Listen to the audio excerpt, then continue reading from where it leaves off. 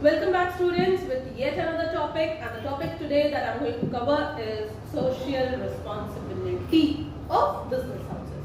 ये topic cover होता है organisation of commerce 12th standard BCom के सिलेबस में, बीबीए के सिलेबस में and even in MBA syllabus. Okay, बहुत ही इजी और लॉजिकल सा टॉपिक है. I hope you will find it interesting and easy to learn. Now सबसे पहले कंसेप्ट को समझने की कोशिश करते हैं. What do you mean by social responsibility of business? होता क्या है बेटा, देखो जितने भी बिजनेस हाउसेस है, take it as Tata industries, Reliance हो गया, मोइल हो गया, आइदर गवर्नमेंट और प्राइवेट सेक्टर, जितने भी ये बिजनेस हाउसेस हैं, ये लोग है तो इसी सोसाइटी का हिस्सा. कमा भी ये सोसाइटी के रिसोर्सेज यूज करके ही कमा रहे हैं. इतने बड़े भी सोसाइटी के रिसोर्सेज यूज करके ही हो रहे हैं.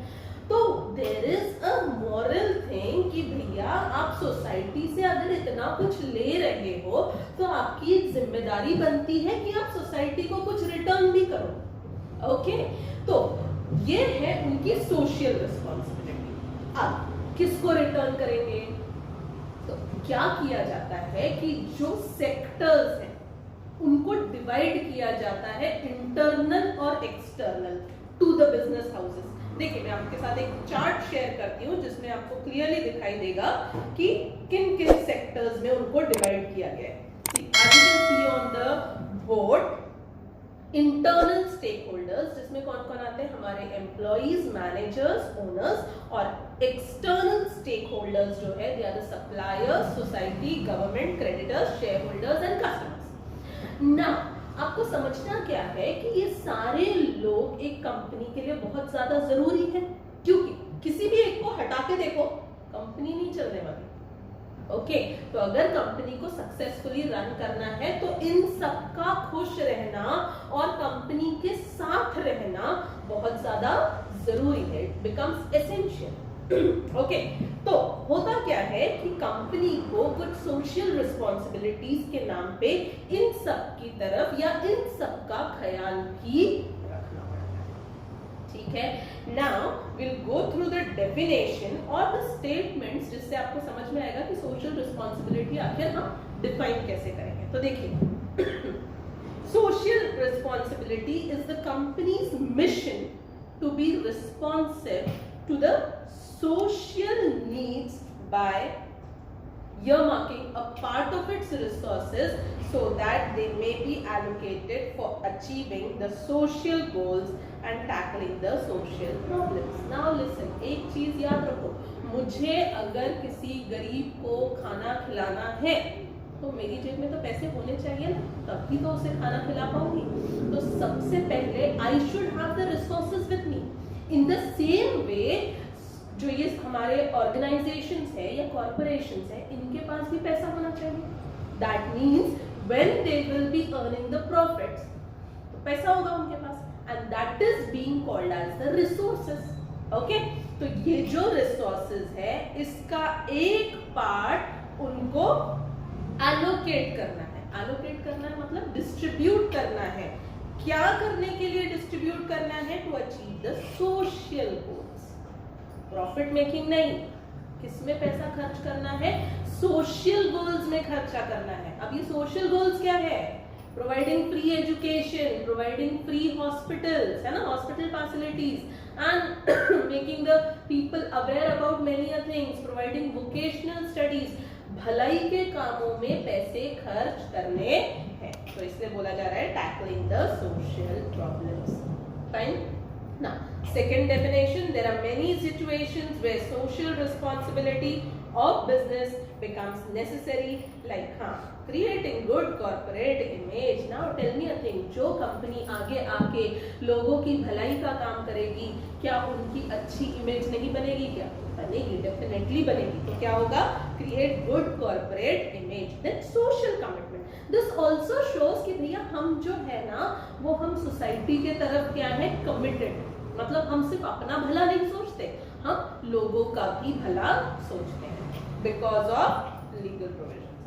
आगे जाके हम आपको एक्सप्लेन करेंगे कि there are even certain legal provisions कि अगर आपने ये भलाई का काम नहीं किया तो भी आप पे कुछ ना कुछ फाइन्स वगैरह लगते हैं. वो हम आगे डिस्कस करेंगे.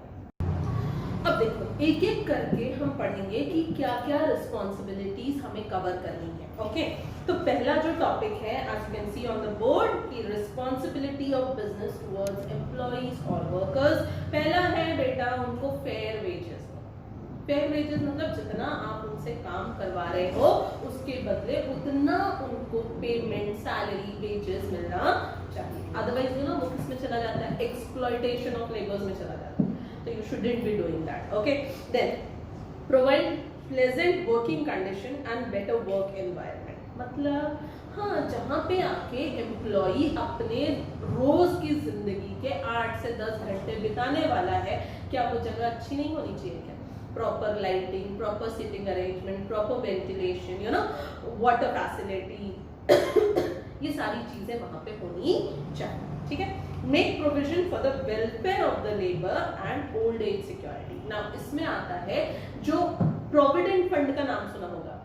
प्रोविडेंट फंड किसको बोलते हैं? जब हमारा एम्प्लॉय अभी काम कर रहा है तो आप उसको सैलरी दे रहे हो, पर 60-65 की उम्र के बाद तो काम नहीं करने वाला ना ऑब्वियसली, तो वो रिटायरमेंट पॉलिसीज उसकी अभी से प्लान करके रखनी चाहिए, ऐसा वो बोलते हैं। Then arrange training and educational programme. Yes, you have to send your employees or get the arrangement done for the training.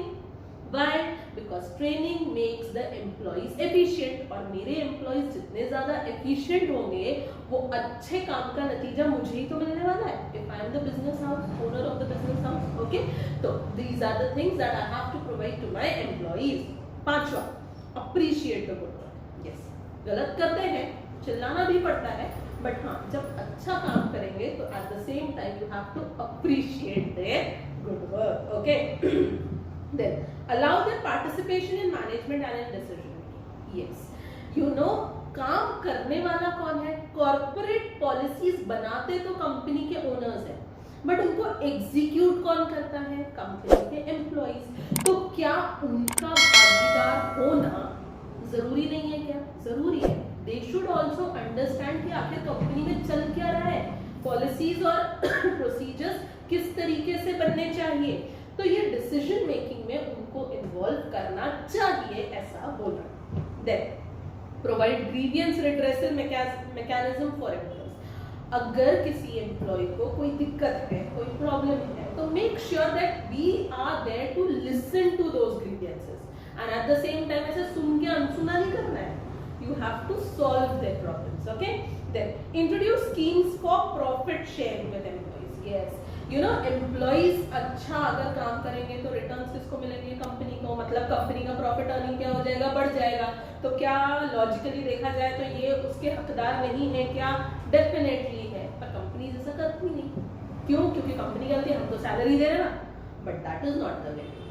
If you want them to work more efficiently, you have to pay them in different ways. Okay, then introduce schemes, allow workers to form association or trade unions. क्या होता है, एक आदमी जब company के against जाके खड़ा होता, कोई भी एम्प्लॉई अपने वेजेस को लेके, वर्किंग कंडीशंस को लेके, तो उसकी आवाज दबा दी जाती, उसका कोई सुनता नहीं। बट क्या होता है कि अगर उन लोगों ने एक ट्रेड यूनियन बना लिया, और फिर वो मूवीज में देखा होगा आपने, हमारी मांगे पूरी करो वाला हिसाब, ऐसे वो बैनर लेके खड़े रहते, गेट के सामने हड़ताल पे आ जाते, तो उसमें क्या होता है, they have more collective bargaining power at that time. ठीक है, if I am the owner of the business, मुझे पता है ना कि अगर कलेक्टिव बार्गेनिंग पावर आ गया मेरे एम्प्लॉइज के पास, तो they will stand against. So what do many employers do? They don't allow their employees to form such organizations या associations. ठीक है, sorry, organizations नहीं, associations. So what many organizations or corporate sectors do, they don't allow their employees to form such associations. But this is wrong. You have to allow them to form such associations. Okay. Then introduce scheme for recreation or entertainment of workers. Yes, this is very very essential कि हमारे employees का mood refreshed रहे, ताकि वो काम पे पूरा पूरा ध्यान दे सके, तो हमको उस चीज का भी arrangement करवाना पड़ता है। Then treat employees with dignity and respect and not as work slaves. है ना, गुलाम नहीं है वो आपके, उन्होंने खुद को नहीं बेचा है आपको, उन्होंने सिर्फ अपने 24 आवर्स में से 8 से 10 घंटे दिए हैं आपको। ठीक है, तो treat them with respect and dignity, give employees meaningful work that suits their expertise और स्किल्स। ठीक है, आप उनको पता है जिस लायक वो है नहीं, अगर उस लायकी का काम देंगे तो बट ऑब्वियसली उस आदमी ने तो गलत ही काम करना है, और गलत काम करने के बाद आप उस पर चिल्ला रहे हो, तो it shouldn't be like that. पता है एचआरएम ह्यूमन रिसोर्स मैनेजमेंट में एक बहुत इंपॉर्टेंट टॉपिक आता है सिलेक्शन, उसमें डेफिनेशन ही ऐसा है, selecting the right person for the right job, that is very very important. And last is guarantee them their social, religious or religion, cultural and political freedom. Yes, they should have the right to exercise their freedom, है ना, social हो, religious हो, cultural हो या political। Fine, these are the freedom or the responsibility that corporate world has to maintain towards their employees। Fine. Next topic, responsibility towards the consumers. As you can see on the board, consumers bolo, customers bolo, what are they to be treated as? The king of the market. And why are we doing the business, or why are we providing the services? So that our customers are happy, but obviously, and they are getting value for what they are paying. This should be the criteria. इसके अलावा भी जो responsibilities है towards the consumers, they are listed as follows: provide quality goods and services at reasonable price. Okay, don't charge exorbitantly. ठीक है, बहुत ज़्यादा पैसे मत लो. Even if you are providing the best goods or services, you have to be reasonable towards the consumers.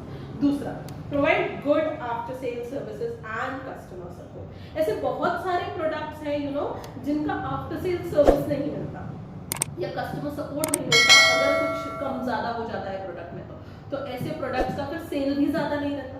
Why? Because the consumer wants कि अगर कोई भी दिक्कत आई तो there should be someone जिसके पास वो जाके अपनी प्रॉब्लम्स शेयर कर सके। Okay, so you have to provide that. This is your responsibility. Third, accurately describe the information of the product and other services.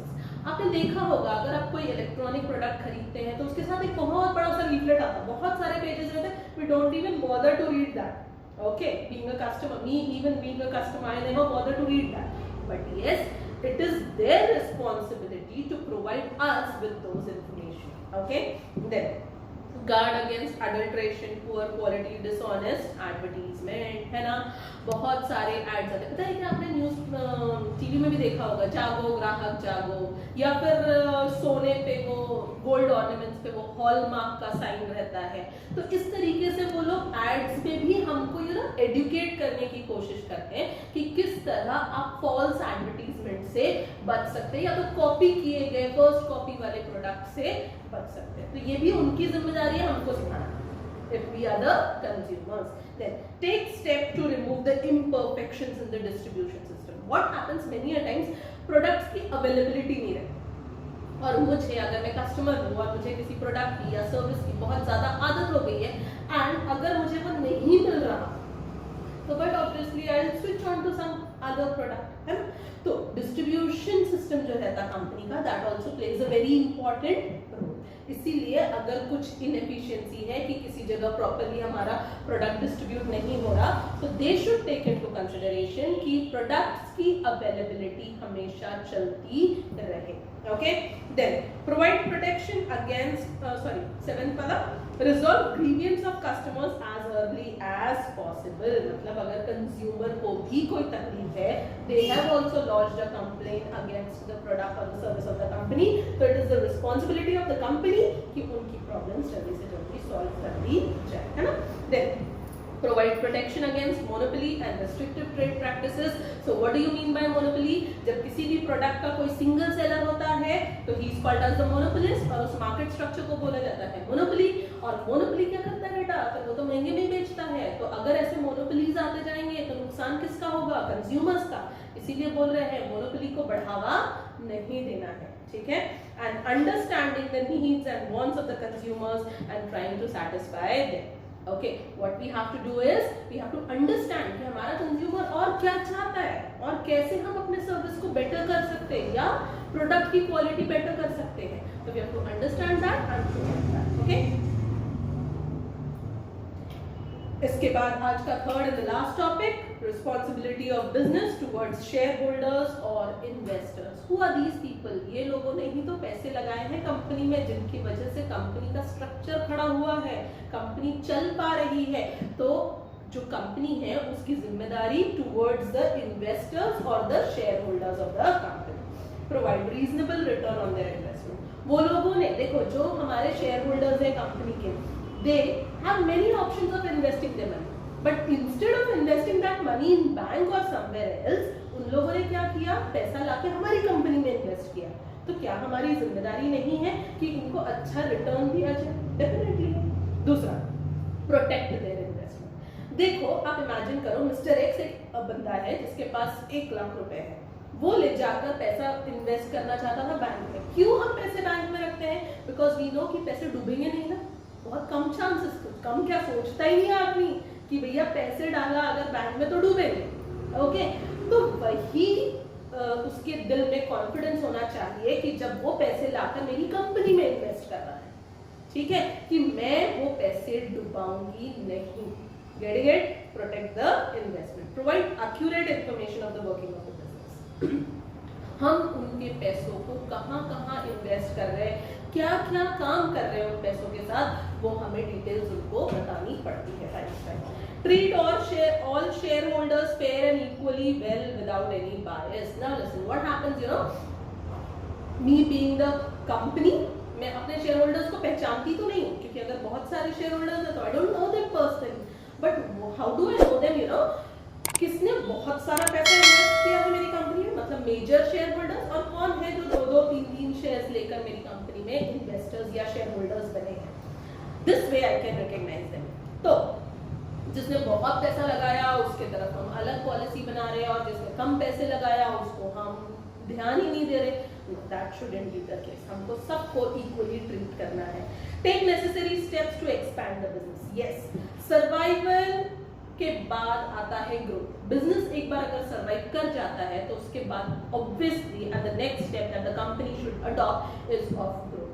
अच्छा लगता है ना, कोई अगर पैसा बिजनेस में इन्वेस्ट कर रहा है किसी दूसरे के, और वो बिजनेस फ्लरिश कर रहा है, तो ही आल्सो थिंक्स कि हाँ मेरा इन्वेस्टमेंट जो है वो सही जगह गया। और अगर एक बिजनेस डेवलप होता है तो बहुत सारी चीजें जो है उसके आसपास की डेवलप होना शुरू हो जाती है। तो next, carry out R&D. R&D मतलब research and development to improve the product and services. Yes.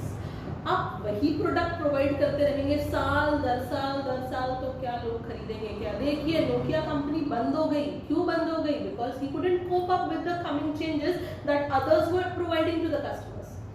It's a live example.